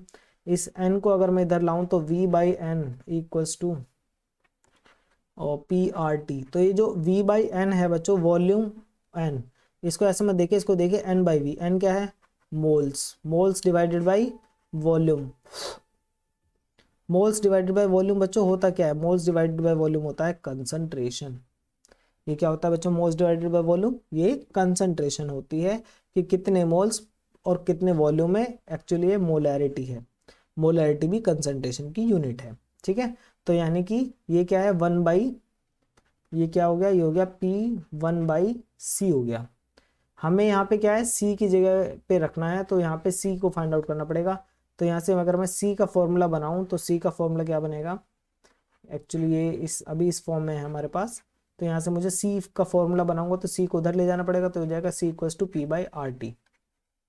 ये मैंने बना लिया। इन्होंने यही सेम चीज़ करी है, अब इन्होंने सी की जगह पे पी बाई आर टी रख दिया। तो पी तो ये हो गया पार्शियल प्रेशर ऑफ गैस जो आपकी इन गई है। अब आर भी कांस्टेंट है और टेम्परेचर भी कांस्टेंट है, ठीक है। बट टेम्परेचर जो है वो वेरी करता है इन गैस का आउट से, क्यों, क्योंकि रिएक्टर जो है हीट जनरेट करता है। तो इसीलिए टी को अंदर रखा गया है, डिवाइड वाला टी ये रहा, इसको अंदर रखा गया है। बट आर जो है वो रिजबर्ट कांस्टेंट, इस पे ना टेम्परेचर का कोई असर है ना ही बाकी चीज़ों का, ये तो कांस्टेंट ही है, इसकी वैल्यू फिक्स है। तो इसको हम बाहर ले सकते हैं, इसलिए इसको बाहर ले आए। दोनों का कॉमन, इसका भी जो आर था और जिसका वो आर था, इन दोनों को बाहर कॉमन ले लिया, ठीक है। ये क्वेश्चन भी बच्चों हमने डोरान से लिया है, क्योंकि गेट में इससे इस टॉपिक से भी अभी तक कोई क्वेश्चन नहीं आया। मतलब ये जो आपका ऑक्सीजन बैलेंस मेथड है, इससे कोई क्वेश्चन अभी तक नहीं आया है। बट यहाँ पे भी हमने इसको इंक्लूड किया ताकि हम इससे प्रैक्टिस कर सकें कि इन केस अगर इससे कोई क्वेश्चन आता है तो उसको कैसे सॉल्व करेंगे, ठीक है। तो उसकी प्रैक्टिस हमारी यहाँ पर हो जाएगी। क्वेश्चन थोड़ा डिफिकल्ट है, थोड़ा टाइम भी लेगा। आप लोग 1.5x या उससे ज़्यादा की स्पीड पर वीडियो देखिएगा ताकि आपका टाइम सेव हो सके, क्योंकि इसमें थोड़ा टाइम लगेगा इसको सॉल्व करने में, ठीक है। तो इसका सॉल्व करते हैं इसको, चलिए। तो सबसे पहले इसको एक बार पढ़ लेते हैं, देखते हैं क्वेश्चन हमसे क्या कह रहा है। इन केस अगर आप चाहें तो इस पार्ट को स्किप भी कर सकते हैं। A 200 liter stirred fermenter contain a batch culture of Bacillus subtilis bacteria at 28 degrees Celsius. Air at 20 degrees centigrade is pumped into the vessel at a rate of 1 ppm. That is इसको देखेंगे बाद में। The average pressure is the fermenter is in the fermenter is 1 atm. The volumetric flow rate of gas from the fermenter is measured as this. The exit gas stream is this. The dissolved oxygen concentration growth is measured with oxygen electrode is this much. The solubility of the oxygen ये सब दिया हुआ है। Calculate the oxygen transfer rate and determine, ठीक है। इसका एक part सी भी था, बट गेट में इतना इंपॉर्टेंट नहीं है, उसका सिग्निफिकेंस नहीं है, तो इसलिए मैंने उसको यहाँ पे इंक्लूड नहीं किया है। इसमें बहुत सारे नए नए कॉन्सेप्ट है जो कि हमें समझने भी पड़ेंगे न्यूमेरिकल को सॉल्व करने के लिए, ठीक है। तो सबसे पहले हम सारी चीज़ें गिवन लिख लेते हैं। तो देखिए ये 200 लीटर है, ये क्या है बच्चों, ये वॉल्यूम है। ये क्या है, वॉल्यूम गिवन है, रिएक्टर का वॉल्यूम। 28 डिग्री सेल्सियस ये जो है बच्चों, ये टेम्परेचर है। किसका टेम्परेचर है, ये आप कह लीजिए जो आपका गैस आउट है उसका टेम्परेचर है। क्यों, क्योंकि बैच कल्चर का टेम्परेचर है, तो जो गैस इससे आउट होगी उसका टेम्परेचर भी क्या होगा, यही होगा। फिर ये एयर इन्होंने यूज़ किया, देखिए यहाँ पे क्या है, एयर यूज़ करी है, एयर को पंप किया है, मतलब एयर यूज़ की है इन्होंने फॉर प्रोवाइडिंग गैस, ठीक है, प्रोवाइडिंग ऑक्सीजन। और एयर का टेम्परेचर कितना है, 20 डिग्री सेल्सियस है। यानी कि आपका क्या है, टी इन, कि आपका जो इन है टेम्परेचर, मतलब जो गैस का जो अंदर जा रही है उसका टेम्परेचर क्या है। It pumped into the vessel, तो ये 1 वीएम क्या है बच्चों, पम्प्ड किया गया है। पम्प्ड किया गया मतलब ये बता रहा है आपका गैस फ्लो रेट, क्या बता रहा है, गैस फ्लो रेट कितना दिया है, एफ गैस। एफ गैस किसका, वो भी जो इन है, इनका कितना है बच्चों, इन्होंने दिया है 1 वी वी एम। तो देखते हैं आखिर ये 1 वीवीएम होता क्या है। तो 1 वीवीएम को एक बार पूरा लिख लेते हैं जो उन्होंने मेंशन किया है। क्या मेंशन किया है? 1 VVM means volume of gas. तो 1 volume of gas divided by पर वॉल्यूम ऑफ लिक्विड। तो नीचे आएगा वॉल्यूम ऑफ लिक्विड पर मिनट, तो नीचे मिनट भी है तो इनटू मिनट। ठीक है, ये यूनिट है ये। ठीक है, तो ये गिवन है। अब देखिए क्या है, वॉल्यूम ऑफ गैस दिया है ऊपर, नीचे दिया है volume of liquid. Volume of gas का मीनिंग ये है कि आप की कोई भी वॉल्यूम की यूनिट यूज कर सकते हैं। वॉल्यूम ऑफ लिक्विड का मीनिंग भी यही है कि आप कोई भी वॉल्यूम की यूनिट यूज कर सकते हैं लिक्विड के लिए या फिर गैस के लिए, पर दोनों की यूनिट सेम यूज करेंगे। क्या यूज करेंगे? सेम यूनिट होनी चाहिए, डिफरेंट यूनिट नहीं होनी चाहिए। तो हम क्या करते हैं, यहाँ पे लीटर सेलेक्ट कर लेते हैं क्योंकि हमारा वॉल्यूम किस में दिया है? लीटर में। तो यहाँ पर अगर मैं इसको एक स्टेप और आगे ले जाऊँ तो इसको मैं लिख पाऊंगा इस तरीके से कि 1 litre gas divided by 1 litre volume. ये वॉल्यूम किसका है बच्चों? ये रिएक्टर का वॉल्यूम है। ठीक है, इनटू 1 मिनट। यही है, यहाँ तो कोई डाउट किसी को नहीं होना चाहिए। ठीक है, तो दोनों की यूनिट सेम लेनी है। अगर वॉल्यूम ऑफ गैस लीटर में ले रहे हैं तो वॉल्यूम ऑफ लिक्विड भी लीटर में। तो ये बता रहा है कि 1 लीटर गैस पंप की गई है किसके लिए? 1 लीटर वॉल्यूम के लिए। लेकिन हमारा पास वॉल्यूम है कितना? हमारे पास रिएक्टर का वॉल्यूम है बच्चों 200 लीटर। तो अगर 1 लीटर गैस पंप की गई है 1 लीटर वॉल्यूम के लिए, तो 200 लीटर के लिए कितनी पंप की जाएगी? 200 से मल्टीप्लाई करेंगे तो कितना आएगा? 200 लीटर गैस पर मिनट। तो ये आ गया 200 लीटर पर मिनट आ जाएगा। ये आ जाएगा 200 लीटर पर मिनट। आप कहेंगे ये 1 लीटर कैसे कम हो गया? क्योंकि हमने इसकी मल्टीप्लाई करी यहाँ पे 200 लीटर से। तो 1 लीटर तो ये कैंसिल हो गया, 1 लीटर बच गया, तो ये आ गया लीटर पर मिनट। तो यहाँ पे भी मल्टीप्लाई दिखा देता हूँ, कभी कंफ्यूजन हो जाए। 200 लीटर। ठीक है, यहाँ तो कोई डाउट नहीं होगा आप लोगों को, समझ में आ गया होगा आप लोगों को कि ये कैसे फाइंड आउट किया है। आगे देखते हैं और क्या चीज़ हमें गिवन है। द एवरेज प्रेशर, तो एवरेज प्रेशर 1 atm दिया है।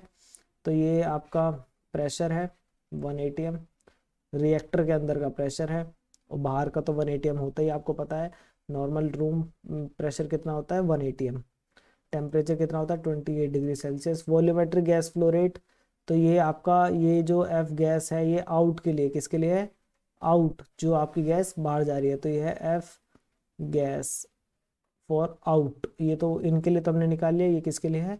आउट के लिए है। Steam is analyse for oxygen and is found to contain इतना 21। तो ये जो आपका आउट है, ऑक्सीजन जो आउट बाहर जा रही है आपकी, उसका कितना परसेंटेज है? एयर, एयर में कितना परसेंटेज है ऑक्सीजन का? ये वो परसेंट है कि ऑक्सीजन का एयर में कितना परसेंट है एग्जिट स्ट्रीम में। ठीक है, एग्जिट गैस स्ट्रीम में। तो that is 20.1%। Dissolve oxygen concentration in the broth, तो डिजोल्व ऑक्सीजन कंसेंट्रेशन कितना है? 52% air saturation. 52% air saturation. Saturation का मीनिंग ये होता है बच्चों, जैसे कि आपने एक गिलास वाटर लिया, एक गिलास वाटर में आप शुगर ऐड कर रहे हैं। क्या ऐड कर रहे हैं? शुगर। तो एक टाइम ऐसा आएगा कि वो क्या हो जाएगा? फुल्ली सैचुरेट हो जाएगा सॉल्यूशन, यानी कि फुल्ली सैचुरेशन के बाद क्या होता है, आप कितना ही शुगर ऐड कर लीजिए लेकिन वो डिजोल्व नहीं होगा। इसका मतलब क्या है? वो सॉल्यूशन सैचुरेट हो गया है। तो यहाँ पर भी ये कह रहा है 52% एयर सैचुरेशन, यानी कि अभी 100% सैचुरेशन नहीं हुआ है। कितना हुआ है? सिर्फ 52% सैचुरेशन हुआ है, 100% नहीं हुआ है।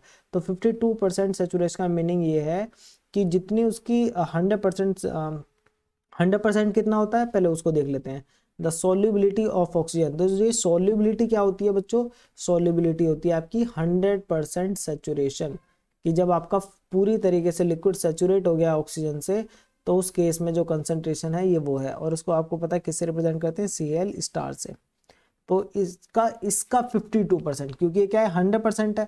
100% का 52% जो है आपका वो ब्रॉथ में है, डिजोल्व ऑक्सीजन कंसेंट्रेशन। तो डिजोल्व ऑक्सीजन कंसेंट्रेशन किससे रिप्रेजेंट करते हैं? आपको पता है Cal से डिजोल्व ऑक्सीजन कंसेंट्रेशन रिप्रेजेंट की जाती है। और ये कितना है? 52% है ये सैचुरेशन का। तो फिर ये सैचुरेशन है, इसका 52% निकाल लीजिए। तो 7.8 इंटू 10⁻³ किलोग्राम पर मीटर क्यूब, और मल्टीप्लाई कर देंगे किससे, 52/100, 52/100 क्योंकि परसेंटेज हटाना पड़ेगा ना, तो और डिवाइड बाय 100 करेंगे तो ये आ जाएगा 0.52। तो ये है आपका CAL। ठीक है, क्लियर हो गई सारी चीज़ें मैं आपको क्लियर करता हुआ जा रहा हूँ। ठीक है, यहाँ तक अब हमारा सारी चीज़ें हमने देख ली हैं कि इसमें क्या क्या प्रोवाइडेड है।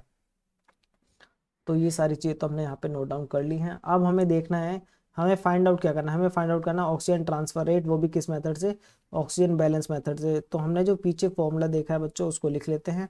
हमने जो पीछे फॉर्मूला देखा है वो है Na equals to 1/RV bracket में, फिर पहले जो आएगा, पहले आएगा आपका F गैस और partial pressure of oxygen divided by temperature, और ये किसके लिए है, इनके लिए, जो गैस इन है। फिर आएगा किसके लिए, जो आपकी एग्जिट स्ट्रीम की गैस है उसका F गैस, उसका पार्शियल प्रेशर, उसका टेम्परेचर, और ये आउट के लिए हो गया ये फॉर्मूला हमने पीछे पढ़ा है। ठीक है, इज दैट क्लियर, यहाँ तक कोई डाउट नहीं होगा आप लोगों को। अब बात आती है कि हमारे पास क्या क्या चीज़ें गिवन है। हमारे पास V गिवन है, F गैस हमने फाइंड आउट कर लिए दोनों, और इन और आउट के, टेम्परेचर भी हमारे पास दोनों के हैं, इन और आउट के। ठीक है, तो ये इनका है और ये आउट के लिए है। और क्या है बच्चों, हमारे पास पार्शियल प्रेशर नहीं है अभी तक, तो ये हमें फाइंड आउट करना पड़ेगा, ये भी हमें फाइंड आउट करना पड़ेगा, और ये R फाइंड आउट करना पड़ेगा। ये तीन चीज़ें हमारे पास नहीं है। तो देखिए R की वैल्यू जनरली जो है वो क्वेश्चन में हमेशा देते हैं, R की वैल्यू। तो हमारे केस में भी R की वैल्यू जो हमें यूज़ करनी है, ये आपको याद नहीं करनी है, ये क्वेश्चन में प्रोवाइडेड होती है। ठीक है, ये वैल्यू मैंने आपकी फाइंड आउट की है डोरान की बुक के, डोरान की बुक, जो PM डोरान की जो बुक है बायो प्रोसेस की, उसके लास्ट में टेबल दी हुई है R के लिए। उस टेबल में आपको इसकी वैल्यू मिल जाएगी सभी यूनिट के लिए। तो हमें जो यहाँ पे जिस यूनिट में चाहिए वो वैल्यू मैं यहाँ पे लिख रहा हूँ 8.205। आप चिंता मत कीजिए, क्वेश्चन गेट में प्रोवाइड किया जाता है तो याद करने की ज़रूरत नहीं पड़ेगी। 10⁻⁵ मीटर क्यूब ATM, केल्विन -1 और ग्राम मोल -1। ठीक है, ये इसका पूरा है। यूनिट बहुत इंपॉर्टेंट है कि ये किस यूनिट में है, ठीक है, उसको ज़रूर मेंशन करना पड़ता है। ठीक है, तो ये R भी आ गया। अब बच गया हमारा ये रो, इसको देखते हैं कि ये कैसे निकलेगा। इसके लिए बच्चों हमें एक नई चीज़ पढ़नी पड़ेगी जो कि मैंने यहाँ पे डिस्कस नहीं की, तो उसकी मैं एक स्लाइड यहाँ पे इंक्लूड कर दूंगा, आपका जो आपके नोट्स हैं समझ आप यहाँ पे लीजिए उस चीज़ को। तो यहाँ पे मैं बात करना चाह रहा हूँ बच्चों हेनरी लॉ की। ठीक है, हेनरी लॉ, हेनरी लॉ बच्चों क्या कहता है उसको हमें समझना पड़ेगा। तो हेनरी लॉ के लिए मैं फॉर्मूला लिख देता हूँ हेनरी लॉ का। तो हेनरीज लॉ क्या है, हेनरीज लॉ ये कहता है आपका partial pressure of A in gas phase will be equals to total pressure into fraction of that component in gas phase will be equals to HCAL। अब मेरी बात को ध्यान से सुनिएगा कि मैं आपसे क्या कहना चाह रहा हूँ। ये है आपका पार्शियल प्रेशर, अगर जैसे कि हम बात करें ऑक्सीजन की, तो ये है partial pressure of oxygen, partial pressure of oxygen. फिर आप कहेंगे ये क्या है, ये है बच्चों टोटल प्रेशर। टोटल प्रेशर किसका है, total pressure of gas. Gas क्यों लिखा है, क्योंकि आपको पता है एयर क्या है, मिक्सचर ऑफ गैसेस है, तो उसका एक प्रेशर होगा, और उस मिक्सचर ऑफ गैसेस में ऑक्सीजन का अपना खुद का एक प्रेशर होगा। तो ऑक्सीजन का जो खुद का अपना प्रेशर है वो पार्शियल प्रेशर बोलते हैं उसको, और जो टोटल प्रेशर है मिक्सचर ऑफ गैस का उसको बोलते हैं ये मतलब PT। ठीक है, तो यहाँ पर कितना होता है ये 1 ATM। जब हम बात करते हैं रूम प्रेशर कितना हमारा 1 ATM होता है। ठीक है, सी लेवल पे कितना होता है 1 ATM होता है। तो ये 1 ATM क्या है, ये वो प्रेशर है जो आपका मिक्सचर ऑफ गैसेस का, जिसमें नाइट्रोजन भी है, ऑक्सीजन भी है और बाकी अदर गैसेस भी हैं। पार्शियल प्रेशर किसका होता है, सिर्फ और सिर्फ एक पर्टिकुलर गैस का, चाहे तो आप नाइट्रोजन की, कार्बन डाइऑक्साइड का या फिर ऑक्सीजन का, पर्टिकुलर है उस मिक्सचर ऑफ गैसेस में से। ठीक है, और ये YAG कैसे है, ये है फ्रैक्शन, किसका फ्रैक्शन, जैसे हम यहाँ पर किसका केस का बात कर रहे हैं, ऑक्सीजन की बात कर रहे हैं, तो यहाँ पर ये होगा फ्रैक्शन ऑफ ऑक्सीजन किसमें, इन गैस। जो आपका एयर है, यहाँ पे गैस नहीं लिखूंगा, यहाँ पे लिखना चाहिए हमें एयर, यहाँ पे भी एयर, इन एयर, और यहाँ पे भी एयर, ठीक है। और ये एच क्या है, ये हेनरी कांस्टेंट है, हेनरी कांस्टेंट। और ये जो है ये आपको पता है ये क्या है, सॉल्युबिलिटी है। किसकी सॉल्युबिलिटी होगी, किसकी बात कर रहे हैं, ऑक्सीजन की बात कर रहे हैं, तो उसी की सॉल्युबिलिटी होगी। तो ये हेनरी लॉ भी हमारा यहाँ पे डिस्कस हो गया थैंक्स टू दिस क्वेश्चन। तो देखिए यहाँ पे क्या है, ये है आपका पार्शियल प्रेशर ऑफ ऑक्सीजन। कैसे फाइंड आउट करेंगे, आप टोटल प्रेशर, एयर का जो टोटल प्रेशर है उसकी मल्टीप्लाई कर दीजिए किससे, कि कितना फ्रैक्शन है ऑक्सीजन का उस एयर के अंदर।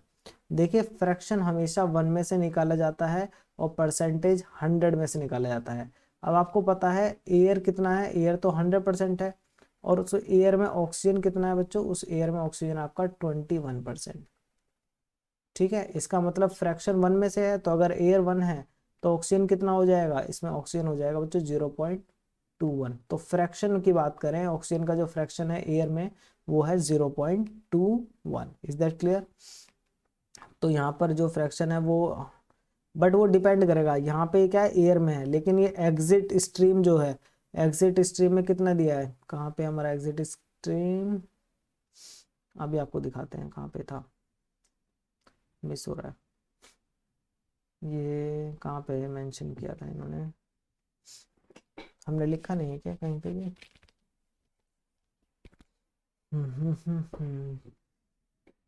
ये 28 डिग्री सेल्सियस, तो ये हो गया आपका टेम्परेचर। ये एयर, तो इनका, इनमें क्या है, एयर है, तो एयर में आपको पता है कितना होता है, 0.21 होता है आपका ऑक्सीजन का फ्रैक्शन, यानी कि 21%। बट आउट के लिए भी बच्चों यहाँ पे गिवन होगा कहीं ना कहीं, ये रहा, ये सॉरी ये मेरे सामने ही है और मैं देख नहीं रहा हूँ।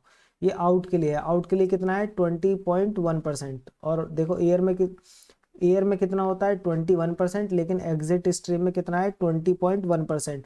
तो इसका फ्रैक्शन कितना हो जाएगा, इसका अगर फ्रैक्शन देखेंगे तो ये हो जाएगा 0.201, ये फ्रैक्शन है इसका एयर में।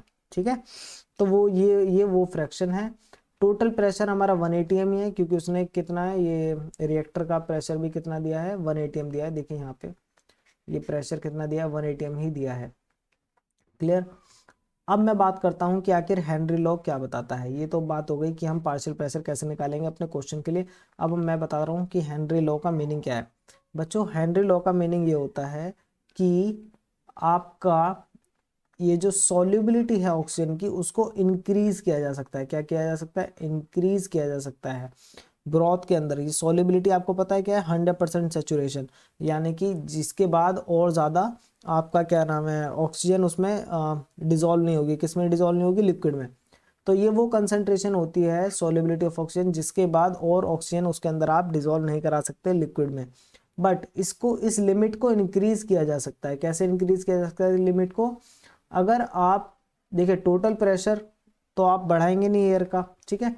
अगर आप फ्रैक्शन ऑफ ऑक्सीजन को इंक्रीज कर दें, यानी कि फ्रैक्शन ऑफ ऑक्सीजन किस में, एयर में, तो यानी कि अगर आपका 21% है ऑक्सीजन एयर में, अगर आप इसको इंक्रीज कर दें और इसको आप कर दें 100%, इसको क्या कर दें 100% ऑक्सीजन का अगर आप यूज करें, तो उस केस में आपका ये जो सॉल्युबिलिटी है ऑक्सीजन की वो इंक्रीज हो जाएगी लिक्विड के अंदर। ऐसा कहता है आपका कौन, हेनरी लॉ कहता है। ठीक है, तो अगर आपको सॉल्युबिलिटी इंक्रीज करनी है किसी भी गैस की या फिर ऑक्सीजन की, तो आपको क्या करना पड़ेगा, आपको उसका फ्रैक्शन इंक्रीज करना पड़ेगा टोटल एयर में उस गैस का, और फ्रैक्शन इंक्रीज कर दीजिए तो आपकी सॉल्युबिलिटी इंक्रीज हो जाएगी उस गैस की उस लिक्विड में। ठीक है, ये कहता है हेनरी लॉ।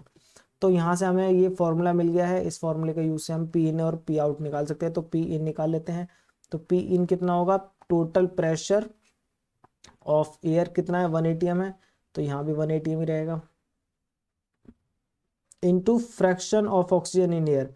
तो इन्होंने प्योर एयर यूज की है, प्योर एयर में कितना फ्रैक्शन होता है ऑक्सीजन का 0.21, तो ये कितना आ गया, ये आ गया 0.21 atm। तो इतना पार्शियल प्रेशर है ऑक्सीजन का। इनमें, आउट में देखते हैं कि आउट वाली गैस में कितना पार्शियल प्रेशर है। फिर से वही फॉर्मूला, टोटल प्रेशर, तो रिएक्टर के अंदर भी कितना प्रेशर है, 180 एम है रिएक्टर के अंदर भी प्रेशर, ठीक है। Into fraction of oxygen in exit stream, कितना है फ्रैक्शन, ये भी बताया था आपको, ये परसेंट है, उसको कन्वर्ट कर लीजिए फ्रैक्शन में, तो फ्रैक्शन में आएगा 0.201, तो यहाँ पे आंसर आ गया 0.201 ATM, ठीक है। अब हमारी सारी चीज़ें फाइंड आउट हो गई हैं, अब इसे बस हमें अपने फॉर्मूले में पुट करना है और अपना फाइंड कर लेना है आंसर, ठीक है। तो यहाँ पर एक बार और दोबारा से फॉर्मूला अपना लिखेंगे और उसके बाद वैल्यू पुट कर देंगे। तो फॉर्मूला क्या था हमारा, फॉर्मूला है NA, पहले हम रेट ऑफ मास ट्रांसफ़र निकालना चाह रहे हैं, तो 1/R V, sorry RV, then bracket के अंदर पहले हम क्या लिखेंगे, पहले हम लिखेंगे आपका जो इन कंपोनेंट है डिवाइडेड बाय टेम्परेचर इन, और ये है इनके लिए माइनस ब्रैकेट में F गैस रो डिवाइडेड बाई T, और ये किसके लिए है बच्चों, आउट के लिए है, क्लियर। अब देखिए ध्यान से, 1 डिवाइडेड बाई, अब हम पुट करेंगे R की वैल्यू, काफ़ी बड़ी वैल्यू है, ठीक है, तो इसको लिखते हैं 8.205 इंटू 10⁻⁻5, ठीक है, मीटर क्यूब ATM, केल्विन -1, ग्राम मोल -1, क्लियर हो गया यहाँ तक, यहाँ तक कोई डाउट नहीं होना चाहिए। यहाँ बना लीजिए ब्रैकेट, और वॉल्यूम कितना था हमारा, वॉल्यूम शायद 200 लीटर था, तो ये हो गया 200 लीटर, तो ये हो गया इतना। अब नेक्स्ट पार्ट लिखते हैं, एफ गैस कितना है, वॉल्यूम 200 लीटर, तो हमने एफ गैस इन निकाला था ये यहाँ से वीवीएम से, that is 200 litre per minute, 200 litre per minute रो, और ये किसका पार्शियल प्रेशर गैस इनका कितना है, 0.21 ATM, 0.21 ATM। काफ़ी बड़ा क्वेश्चन है, बट गेट एग्जाम में तो इजी आएगा, बट अगर आपने ये सीख लिया तो आपको गेट वाला एग्जाम वाला बहुत ही इजी लगेगा क्वेश्चन। टेम्परेचर कितना है, मैं देखिए मैंने यहाँ पे सारी चीज़ें मतलब लिखी नहीं, लेकिन आप गिवन एक साथ लिखेंगे तो ज़्यादा आपको फ़ायदा रहेगा। तो टेम्परेचर इन कितना है, ये इन है 20 डिग्री सेल्सियस, ये दिया हुआ है। तो बच्चों इसको केल्विन में करना पड़ेगा, क्यों, क्योंकि रेजबर कांस्टेंट किस में है, केल्विन में है। तो केल्विन में करने के लिए डिग्री सेल्सियस को बस 273.15 से ऐड कर दीजिए, ये आपका हो गया केल्विन, बस इतना ही करना है, ठीक है। ये तो हो गया इनके लिए, माइनस आउट के लिए, तो आउट के लिए बात करते हैं अब। आउट के लिए एफ गैस कितना है हमारा, F gas out 189 litre per minute, और ये हमने देखा था 0.201 ATM फाइंड आउट जो हमने किया था, और डिवाइडेड बाई इसका टेम्परेचर 28 डिग्री सेल्सियस, तो 28 प्लस 273.15 केल्विन। यहाँ तक कोई डाउट नहीं होना चाहिए आप लोगों को। अब वो सारी चीज़ें कैंसिल करनी है, देखते हैं क्या क्या कैंसिल हो सकता है यूनिट में, लीटर से ये, और ये माइनस में है तो इधर से भी काटना पड़ेगा। पर मिनट कैंसिल नहीं हो सकता, ATM कैंसिल हो सकता है, ये ATM और ये वाला ATM, और क्या है केल्विन, और ये पर केल्विन, ये कैंसिल हो गया। बाकी सारी चीज़ें एज इट इज़ रहेंगी, उसमें कोई चेंज नहीं आएगा। अब इसको फुल एंड फाइनल इसको कैलकुलेट करना पड़ेगा, तो मैं कैलसी का यूज़ करके जल्दी से आपको आंसर बताता हूँ। आप लोग भी इस क्वेश्चन को ट्राई कीजिए, और डिवाइडेड बाय, पहले मल्टीप्लाई कर लो, से तो कर सकते हैं, डिवाइड मल्टीप्लाई में है, तो 273, तो ये हो जाएगा 293.15, कितना आया, जो भी आया 0.1432 आया बच्चों इसका, माइनस, मैं एक ही साथ पूरा सॉल्व करके आंसर बताऊंगा आप लोगों को, 189 इंटू 0.201, ठीक है, डिवाइडेड में कितना है ये, 280 28 है, इसको तो करना ही पड़ेगा ब्रैकेट में, कितना प्लस 28 प्लस 273.15, ब्रैकेट क्लोज, और ब्रैकेट ओपन किया था क्या मैंने, हाँ एक बार और, माइनस, ठीक है, एक ब्रैकेट और क्लोज करना पड़ेगा, ये लीजिए, हाँ ठीक है। अब इसको डिवाइड करना है हमें किससे, 8.205 अभी जो है बच्चों इस पार्ट को सॉल्व करके जो हमारा आंसर आया वो है 0.017। अब मैं इसको डिवाइड कर रहा हूँ इस पार्ट से और फिर देखते हैं हमारा क्या आंसर आएगा। इंटू 200 और इंटू 10⁻⁻5। बच्चों कई बार क्या है, कैलकुलेशन में मिस्टेक हो सकती है, बस मेथड गलत नहीं होगा। तो अगर कैलकुलेशन में अगर मिस्टेक होती है तो आप उसको देख लीजिएगा, बट मेथड यही रहेगा।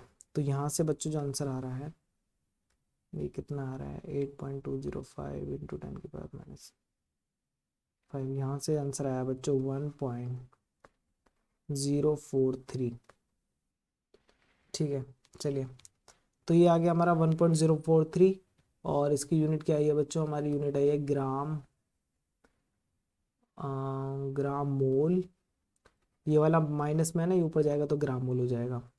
और मीटर क्यूब बच गया हमारे पास, तो मीटर क्यूब नीचे है तो -3। और क्या बचा हमारे पास, ये पर मिनट बचा है तो पर मिनट। तो ये आ गया आपका NA। ठीक है, बट ये हमारा गोल नहीं है, ये हमारा फर्स्ट पार्ट है। सेकंड पार्ट में बच्चों हमें क्या फाइंड आउट करना है, KLA फाइंड आउट करना है। तो अब KLA फाइंड आउट करने के लिए क्या है, NA का फॉर्मूला आपको पता है। NA का फॉर्मूला क्या होता है, KLA ब्रैकेट में CAL स्टार माइनस CL। ठीक है, बहुत ईजी है। अब सारी चीज़ हमारे पास आ गई हैं, यहाँ से हमें KLA फाइंड आउट करना है। तो KLA, तो इसको ये जो पार्ट है इसको यहाँ इस साइड ले जाएंगे तो डिवाइड में हो जाएगा। तो KLA आएगा आपका, KLA इक्वल्स टू 1.043 ग्राम मोल पर मीटर क्यूब पर मिनट। ठीक है, डिवाइडेड बाई, अब आपका ये CL हमें लिखना पड़ेगा, डिवाइडेड बाई। अच्छा बच्चों, ग्राम मोल को चेंज करना पड़ेगा, ग्राम मोल को चेंज करना पड़ेगा। तो ग्राम मोल आपको याद हो तो ग्राम मोल क्या था, 1 ग्राम मोल जहाँ पे होता है उसके अपोजिट साइड लिख देते हैं, तो ये हो गया ग्राम मोल। और 1 ग्राम मोल आपको याद होगा, ऑक्सीजन की बात करें तो 32 ग्राम ऑक्सीजन होती है 1 ग्राम मोल में, ये मैंने आपको भी पीछे बताया था। ठीक है, तो ये इसका कन्वर्जन हो गया। वापस देख लेते हैं कि हमें फाइंड आउट करना CL। तो CL ये दिया हुआ है कितना, 7.8 इंटू 10⁻³ 7.8 इंटू 10⁻³ किलोग्राम पर मीटर क्यूब माइनस। और क्या है, ये मैंने अभी आपको निकाल के दिया था CL, ये रहा। इसको भी लिख लेते हैं, तो ये हो जाएगा 7.8 इंटू 10⁻³ और मल्टीप्लाई में क्या था 0.52, 0.52 क्योंकि सेचुरेशन 52% है, किलोग्राम पर मीटर क्यूब। ठीक है बच्चों, ये है। और देख लेते हैं पहले क्या क्या कट हो सकता है, उसके बाद आप इसको सॉल्व कीजिएगा। देखिए ग्राम मोल से मैंने ग्राम मोल कैंसिल कर दिया, एक ग्राम में आ गया है ऊपर। पर मीटर क्यूब से पर मीटर क्यूब कैंसिल हो जाएगा दोनों साइड। और ये ग्राम है, इस ग्राम को किलोग्राम में भी करना पड़ेगा बच्चों। तो ग्राम को कन्वर्ट करना है किलोग्राम, तो 1 ग्राम में कितने होते हैं, 1 ग्राम में 10⁻³ kg होते हैं।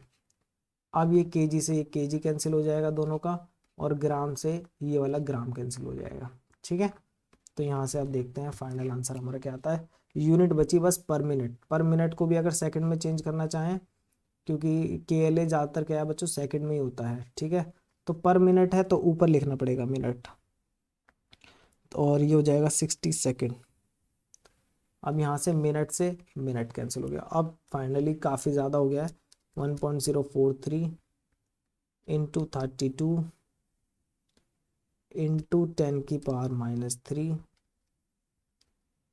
और divided by 60, then divided by. अच्छा एक चीज़ और भी तो कर सकते हैं, 1 मिनट। ये 10⁻³ से ये 10⁻³ से ये वाला कट जाएगा, तो एक बार वो कर लेते हैं, कोई नहीं। 1.043 इंटू 32 डिवाइडेड बाई, ब्रैकेट में क्या क्या है, डिवाइडेड बाई ब्रैकेट में पहले तो नीचे वाला ही सॉल्व पार्ट नहीं किया मैंने सॉल्व, तो पहले 60 से कर लेते हैं डिवाइड। पहले 60 से डिवाइड किया, फिर डिवाइड करना है इससे, दैट इज 7.8 माइनस ब्रैकेट में 7.8 इंटू 0.52। बच्चों यहाँ से आंसर आ गया है आपका 0.043। 148 पर second. So this is our final answer. ये हमने क्या फाइंड आउट कर लिया है, KLA। ये किस मेथड से हमने फाइंड आउट किया है, और इसका अप्रोक्सीमेट करें तो ये हो जाएगा 0.15 पर सेकेंड। क्लियर, यहाँ तक कोई डाउट नहीं होना चाहिए। तो ये क्वेश्चन से क्या है बच्चों, हमारे बहुत सारे कॉन्सेप्ट क्लियर हुए हैं, इसलिए इसको करना बेनिफिट था। इसको करने में VVM का कॉन्सेप्ट क्लियर हुआ, हेनरी लॉ का कॉन्सेप्ट क्लियर हुआ, पार्शियल प्रेशर कैसे निकालते हैं ये कॉन्सेप्ट क्लियर हुआ, इसका R का यूज़ कैसे करना है ये कॉन्सेप्ट क्लियर हुआ। काफ़ी सारे कॉन्सेप्ट इससे हमारे क्लियर हुए हैं। ठीक है, अब बच्चों इसमें एक पॉइंट रह गया था, ये जो मेजरमेंट है ऑक्सीजन बैलेंस मेथड में, वो पॉइंट क्या है, once Na is known, if Cl in the fermenter broth is measured using a dissolved oxygen electrode, KLA can be determined। और बच्चों यही वर्क तो हमने यहाँ पे किया इस क्वेश्चन के अंदर। हमने सबसे पहले क्या फाइंड आउट किया, Na फाइंड आउट किया। Na कैसे फाइंड आउट किया, इस फॉर्मूले की हेल्प से, ये वाला फॉर्मूला जहाँ पे हमें सब कुछ दिया था, गैस फ्लो रेट दिया था, पार्शियल प्रेशर जो है ये हमने फाइंड आउट किया कि इन और आउट का। तो देखिए बिल्कुल एज इट इज़ वर्क किया जाता है लैब्स के अंदर, वहाँ पर भी आपको यही सारी चीज़ें, जैसे 10.8 क्वेश्चन है, जो चीज़ें इसमें प्रोवाइडेड है वही चीज़ें वहाँ पर भी आप फाइंड आउट करेंगे, और फिर इसी तरीके का कैलकुलेशन जैसे हमने किया है वैसे ही वहाँ पर आप करेंगे, और तब जा करके आपको पता चलेगा कि आपके केस में KLA कितना है। तो इस तरीके से वर्क किया जाता है लैब्स के अंदर। तो देखिए कितना, तो थोड़ा सा डिफिकल्ट तो था कैलकुलेशन, बट इससे काफ़ी कॉन्सेप्ट क्लियर हो चुके हैं। ठीक है, पहले हमने Na फाइंड आउट किया, और Na के बाद हमें पता था कि Na का फॉर्मूला क्या होता है, ये वाला KLA, और ये वाला फॉर्मूला हमें पता था इसका। तो इस फॉर्मूले से हमने क्या फाइंड आउट कर लिया, सॉरी, इस फॉर्मूले से हमने KLA फाइंड आउट कर लिया। Is that clear. तो ये आपका इसकी भी प्रैक्टिस हो गई। आगे चलते हैं, नेक्स्ट मेथड है बच्चों डायनामिक मेथड। अब हम नेक्स्ट मेथड पे आ गए हैं, इसको डायनामिक मेथड बोलते हैं, वो स्टैटिक था। उसमें हम क्या कर सकते थे, विद इन ऑपरेशन, यानी कि जब आपका बैच ऑपरेशन चल रहा है, बैच रिएक्टर चल रहा है, तब भी मेजर कर सकते थे KLA।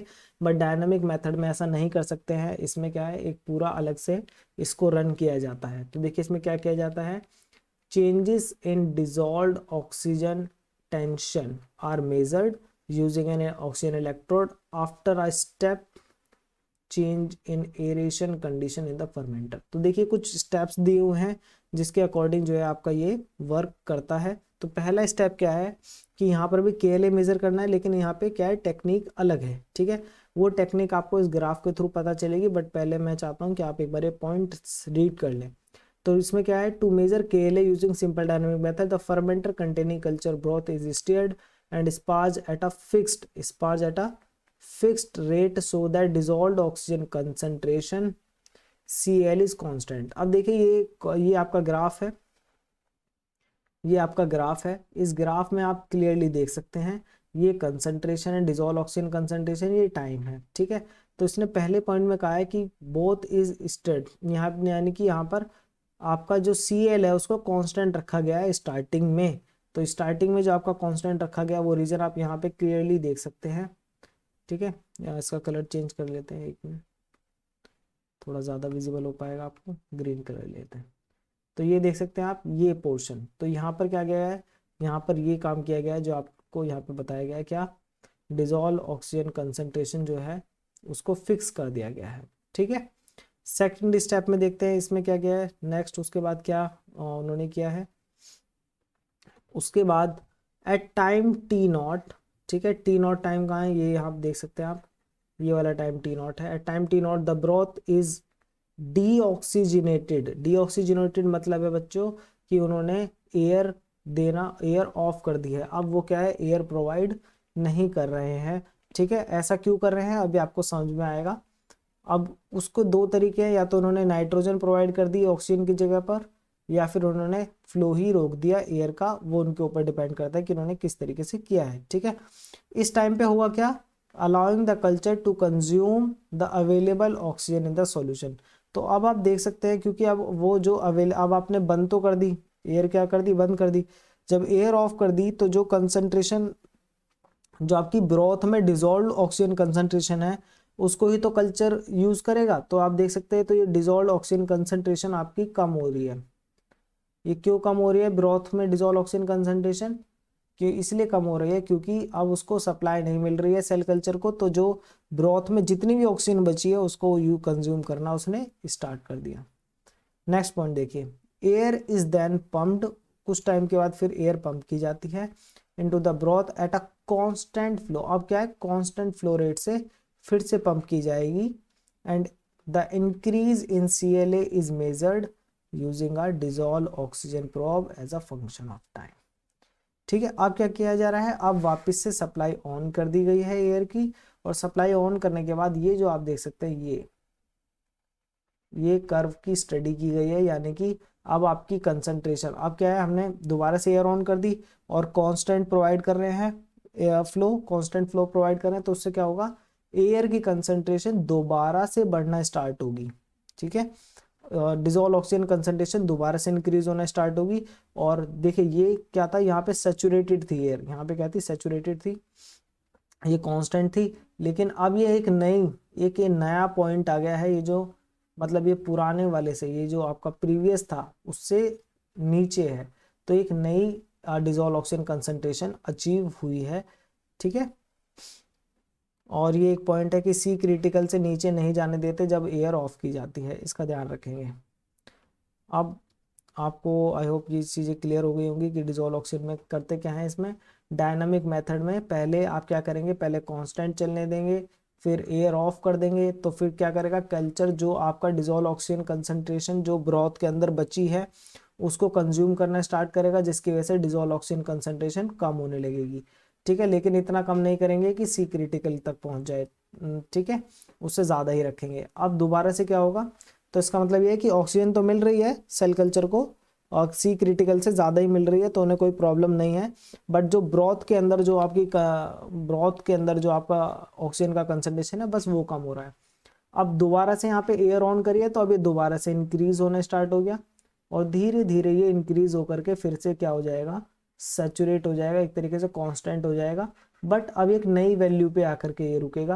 पहले ये वैल्यू थी, ठीक है, पहले ये वैल्यू थी, ये थोड़ी ऊपर थी, और ये अब थोड़ा नीचे है।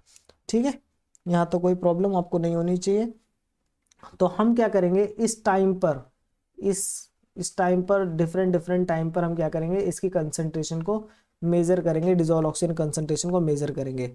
ठीक है, अब ये डायनामिक मेथड है, ध्यान से समझिए, अगर आपको समझ में आए तो अच्छी बात है। यहाँ पर बच्चों हमें जो फाइंड आउट करना है वो है आपका rate of change in dissolve oxygen concentration with respect to time. क्या फाइंड आउट करना चाह रहे हैं बच्चों हम, रेट ऑफ चेंज। तो देखिए यहाँ पे क्या है, आप देख सकते हैं डिसॉल्व ऑक्सीजन कंसंट्रेशन ये चेंज ही तो हो रही है, ये पहले चेंज नहीं होती थी स्टैटिक मेथड में, ये कहाँ पे चेंज हो रही है, सिर्फ यहाँ पे। क्यों, क्योंकि हमने ऑक्सीजन की सप्लाई बंद कर दी फिर ऑन करी, तो इसकी वजह से क्या है, वो दोबारा से इंक्रीज हो रही है, और पहले डिक्रीज हुई फिर इंक्रीज हो रही है। तो ये क्या है, कांस्टेंट नहीं है, क्या है, कांस्टेंट नहीं है, इसका मतलब ये क्या है, चेंज हो रही है। तो चेंज हो रही है तो हम इसी चेंज को मेजर करेंगे, इसी चेंज को हम मेजर करेंगे। तो इसलिए मैंने यहाँ पे लिखा है rate of change of dissolve oxygen concentration with respect to time. यहाँ पे कुछ गलत तो नहीं लिखा है, टाइम के रिस्पेक्ट में चेंज हो रही है, आप देख सकते हैं नीचे टाइम था, तो टाइम के रिस्पेक्ट में चेंज हो रही है, जैसे जैसे टाइम इंक्रीज हो रहा है वैसे वैसे डिसॉल्व ऑक्सीजन कंसंट्रेशन इंक्रीज हो रही है। इज दैट क्लियर, यहाँ तक कोई आपको डाउट नहीं होना चाहिए। तो यही मैंने यहाँ पे लिखा है कि आपका ये जो डिसॉल्व ऑक्सीजन कंसंट्रेशन है, क्योंकि डिसॉल्व ऑक्सीजन कंसंट्रेशन आपकी चेंज हो रही है विद टाइम। अब मेरी बात को ध्यान से समझिएगा, ये जो कंसंट्रेशन आपकी चेंज हो रही है डिसॉल्व ऑक्सीजन कंसंट्रेशन, वो वो किसके इक्वल होगी वो मैं आपको बताने जा रहा हूँ। ये इक्वल होगी डिफरेंस के, किस किस का डिफरेंस, ये डिफरेंस होगा rate of oxygen transfer minus rate of oxygen consumption. ठीक है, आपको पता है ऐसा क्यों लिखा है, क्योंकि अब आप जो ऑक्सीजन ट्रांसफर कर रहे हैं वो टोटल ऑक्सीजन प्रोवाइड की जा रही है ब्रोथ को, उसमें से कुछ पार्ट ये कंज्यूम भी तो कर रही हैं सेल्स, ये कुछ पार्ट कंज्यूम कर लेंगी, तो इसके ही इक्वल क्या होगा आपका, ये होगा rate of change in concentration of आपका dissolve oxygen concentration. Rate of change of dissolve oxygen concentration will be equals to कि आपका आपने कितनी प्रोवाइड की है और माइनस जो उसने सेल ने कंज्यूम कर ली है। अब आपको पता है Na क्या होता है, Na आपको पता है ये होता है KLA ब्रैकेट में CAL स्टार माइनस CAL, और माइनस क्यू नॉट आपको पता है ये क्या होता है, क्यू नॉट एक्स। अब एक कंडीशन की मैं बात करूंगा, वो कंडीशन जिसमें आपका ये जो change in cell concentration, dissolve oxygen concentration है वो जीरो हो जाए। ये कौन सा टाइम है, ये आपका ये वाला टाइम है, ये देख सकते हैं, ये जो है CAL। इस पॉइंट पर आप देख सकते हैं ये लाइन स्ट्रेट हो गई, लाइन स्ट्रेट हो गई, इसका मतलब अब फर्दर जो है चेंज नहीं आ रहा है डिसॉल्व ऑक्सीजन कंसंट्रेशन में, क्योंकि लाइन स्ट्रेट हो गई है, अब टाइम के साथ ये वेरी नहीं कर रही है। तो इस टाइम पे कंसंट्रेशन कितनी हो गई, डिसॉल्व ऑक्सीजन कंसंट्रेशन CAL बार। तो उसी चीज को मैं यहाँ पे लिखने जा रहा हूँ कि ये जब जीरो हो जाएगी तो ये जो कंसंट्रेशन है CAL की वो क्या हो जाएगी आपकी, ये हो जाएगी KLA ब्रैकेट में CAL स्टार माइनस CAL बार। अब पता चला बार क्यों लिखा है, ये इसलिए लिखा है, ये बता रहा है कि ये नया सैचुरेशन, ये नई डिसॉल्व ऑक्सीजन कंसंट्रेशन का लेवल है ब्रॉथ के अंदर, ठीक है, ये इस चीज को रिप्रेजेंट कर रहा है। क्लियर। और ये किसके इक्वल है हमारा, ये हमारा इक्वल है आपका माइनस क्यू नॉट एक्स। अब देखिए ये तो जीरो हो गया, तो अगर ये जीरो हो गया तो मैं क्या कर सकता हूँ, माइनस क्यू नॉट को अगर दूसरी तरफ भेजूंगा तो ये क्या हो जाएगा, प्लस क्यू नॉट हो जाएगा। तो माइनस की जगह हो जाएगा प्लस क्यू नॉट एक्स। इसका मीनिंग ये है कि जो आपका क्यू नॉट एक्स है, यानी कि आपका ये क्यू, ये किस, इसकी वैल्यू क्या है, इसकी वैल्यू आपकी ये है KLA CL star minus CL बार। इतना क्लियर हुआ, यहाँ तक तो कोई डाउट नहीं है। अब मेरी बात को ध्यान से समझिएगा कि अब इस वैल्यू को मैं यहाँ पर इसकी जगह पे पुट कर रहा हूँ क्यू नॉट एक्स की। पहले मैंने ये फॉर्मूला बनाया, ये वाला फॉर्मूला, फिर इस फॉर्मूले में एक स्पेशल कंडीशन अज्यूम करी जिसमें ये rate of change of dissolve oxygen concentration zero हो गया, जिससे मुझे ये फॉर्मूला मिला। अब मैं इस फॉर्मूले को वापस से इसमें क्यू नॉट एक्स की वैल्यू की जगह पे पुट करूंगा, तो ये फॉर्मूला यहाँ पर इस तरीके से आएगा, DCAL divided by DT equals to KLA bracket में CAL star minus CAL minus, अब मैं ये वाला फॉर्मूला यहाँ पे लिखूंगा तो ये हो जाएगा KLA ब्रैकेट में CAL स्टार माइनस CL बार। अब कुछ नहीं करना है, नेक्स्ट स्टेप में KLA दोनों में से कॉमन ले लीजिए। अब मैं KLA दोनों में से कॉमन ले लूंगा अगर बच्चों, तो यहाँ पर क्या है, इस केस में ये और ये कैंसिल हो जाएंगे, ठीक है, आप करके देख लीजिएगा माइनस।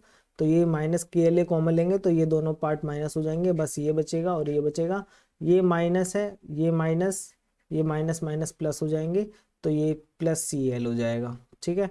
ये माइनस का CL है वो यहाँ पर आ जाएगा, ये वाला पार्ट यहाँ पे आ जाएगा। तो ये हमारा इक्वेशन बन गया। अब ये इक्वेशन आपको कुछ कुछ सिमिलर नजर आएगा, किस वाली से, ये आपको नजर सिमिलर नजर आएगा, dx by dt equals to new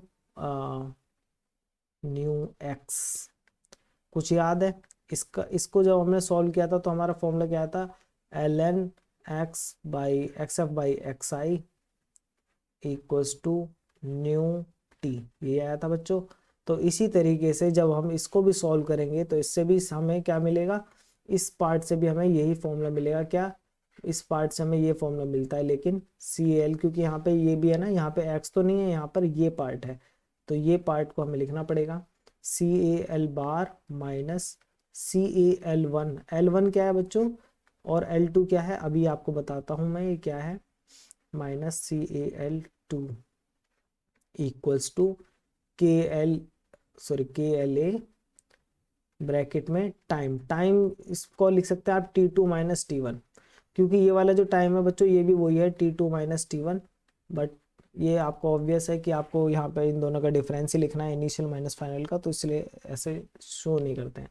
तो ये दोनों बिल्कुल सेम ही तरीके से फाइंड आउट हुए हैं, बट ये अब देखिए, ये जो मैंने आपको ये तो सिर्फ समझाया है कि मैंने किस तरीके से आया, बट आपको ये याद नहीं करना है, आपको सिर्फ ये फॉर्मूला याद करना है। कौन सा वाला, ये फॉर्मूला, जिस तरीके से आपने स्टैटिक का याद किया है। देखिए याद करने का तरीका क्या है, प्रैक्टिस, एक न्यूमेरिकल जरूर सॉल्व करिए, आपको फॉर्मूला याद हो जाएगा, और कोई ट्रिक नहीं है फॉर्मूला याद करने की।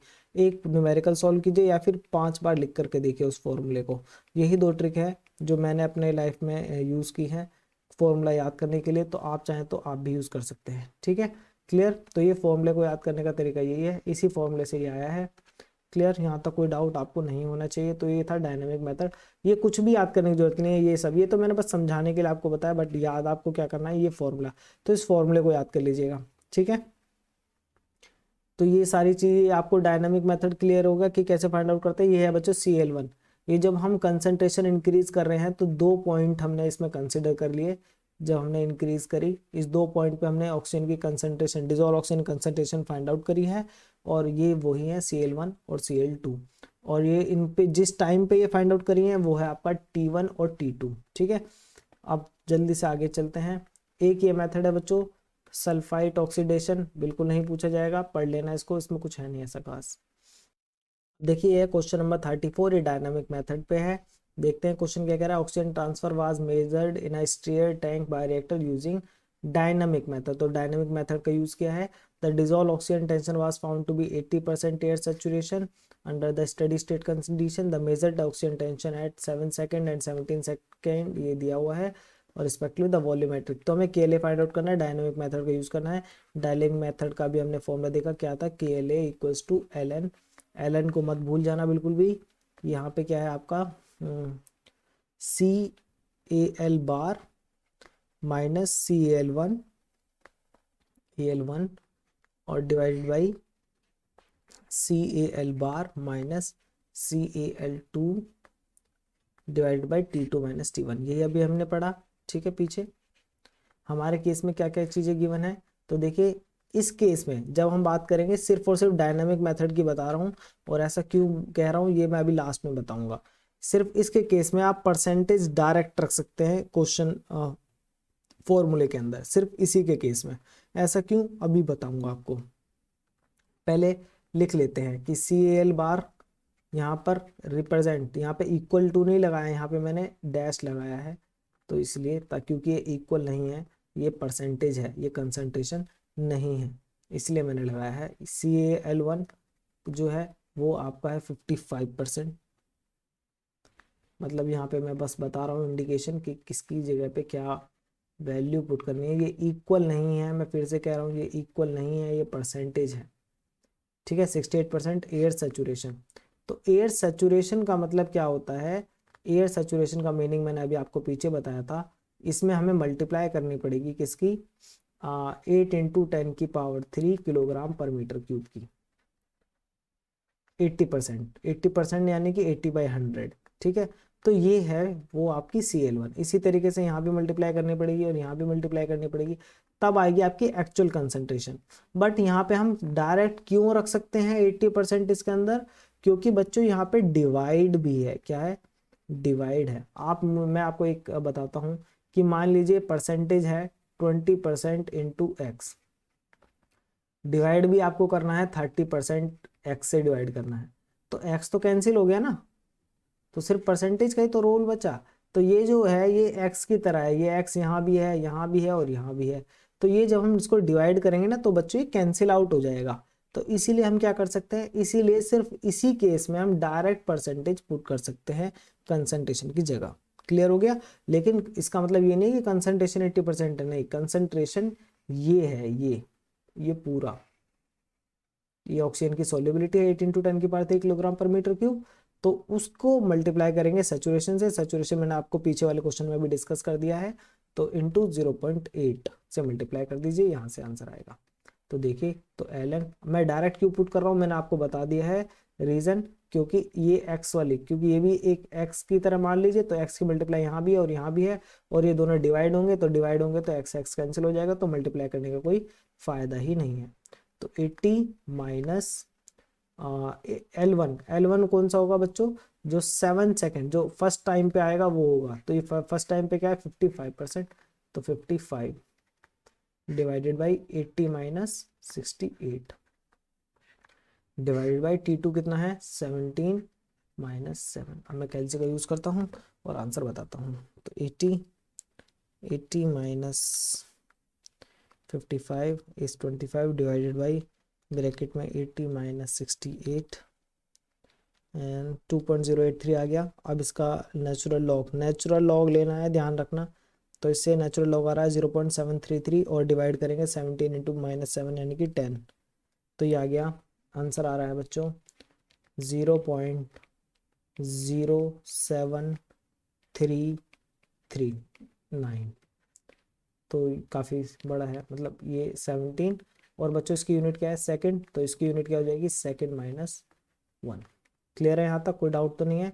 तो इन्होंने भी पर सेकंड में बताया है, तो इसको हम लिख सकते हैं 0.07 ही लिख सकते हैं, मतलब 3 डिजिट तक ले लीजिए।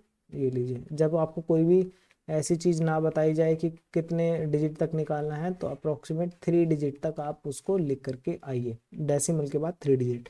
ठीक है, तो क्या आंसर क्या प्रोवाइड किया है गेट में, मैं वो आपको बता देता हूँ इन्होंने आंसर क्या प्रोवाइड किया है।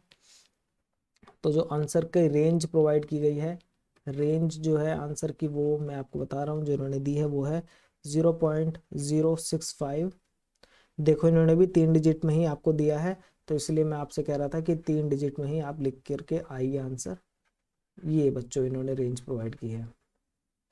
क्लियर, पर सेकंड तो नहीं मेंशन किया है, ये मैंने अपनी तरफ से लिख दिया है। तो ये उन्होंने रेंज प्रोवाइड की है, और हमारा आंसर भी इसी रेंज में है, इसका मतलब हमारा कैलकुलेशन करेक्ट है। ये आपको पता चल गया ना, यहाँ पे डायरेक्ट क्यों लिखा है 80, क्योंकि ये जो कंपोनेंट है सब में मल्टीप्लाई हो रहा है। ये आपकी ऑक्सीजन की सॉल्युबिलिटी है 180 एम पे, 8 × 10⁻³ किलोग्राम पर मीटर क्यूब। तो क्योंकि सब में मल्टीप्लाई हो रही है, तो आप जब यहाँ पे रखेंगे तो डिवाइड हो जाएगी, तो कैंसिल हो जाएगी। ठीक है, तो इस चीज़ को आप देख लीजिएगा। तो ये हो गया आपका लास्ट क्वेश्चन। ये क्वेश्चन और है बच्चों जो आपका गेट एग्जाम में आया था। ठीक है, बट ये क्या है, एक्चुअली एक मतलब मास ट्रांसफर से एज सच रिलेटेड नहीं है ये, थोड़ा सा आपका कह सकते हैं जनरल, ये एप्टीट्यूड से रिलेटेड क्वेश्चन है।